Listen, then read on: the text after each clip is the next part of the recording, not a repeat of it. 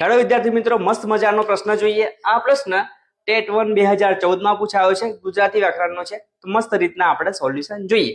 તો હાથી સાંદીપની ઋષિને ઘેર મને કેમ વિસરે વાક્યમાંથી વ્યક્તિવાચક સંજ્ઞા ઓળખી બતાવો। તો વ્યક્તિવાચક સંજ્ઞા કોને કહેવાય? તો સંજ્ઞાના આપણે ઓલરેડી વિડીયો બનાવ્યા છે। જો તમે ના જોયા હોય તો એકવાર આગળની રીલ્સ ચેક કરી લેજો, બધી સંજ્ઞા વ્યવસ્થિત સમજાવી છે। તો વ્યક્તિવાચકમાં કોઈ એક નામ હોય, બરાબર, કોઈ વ્યક્તિનું નામ હોય, કોઈ વસ્તુનું નામ હોય, તો નામ એટલે ભાઈ વ્યક્તિવાચક સંજ્ઞા। તો આમાં તમને એક નામ દેખાય છે, કયું નામ છે? તો સાંદીપની ઋષિ।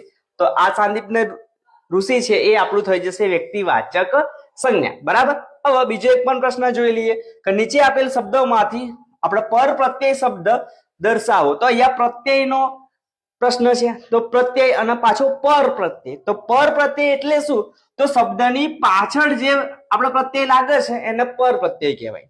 તો અહીંયા જવાબમાં આવશે ભાઈ ભીનાશ, બરાબર। ભીનાશ તમે બોલો છો તો છેલ્લી ગાડી આસ આપણે પ્રત્યય લાગે છે શબ્દની પાછળ, તો આપણો જવાબ આવશે ભીનાશ, બરાબર। આની પાછળ આસ પ્રત્યય લાગે છે, પછી રતાશ, પછી નવરાશ, પછી આપણે ખટાશ। તો આમાં પણ બધે આસ પ્રત્યય લાગે છે।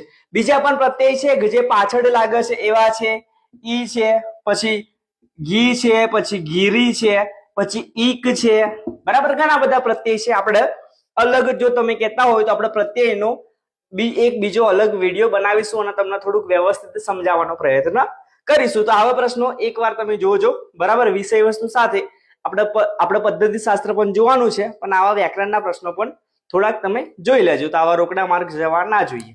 સરસ મજાની તૈયારી સાથે મારી સાથે જોડાયેલા રહો। Thank you.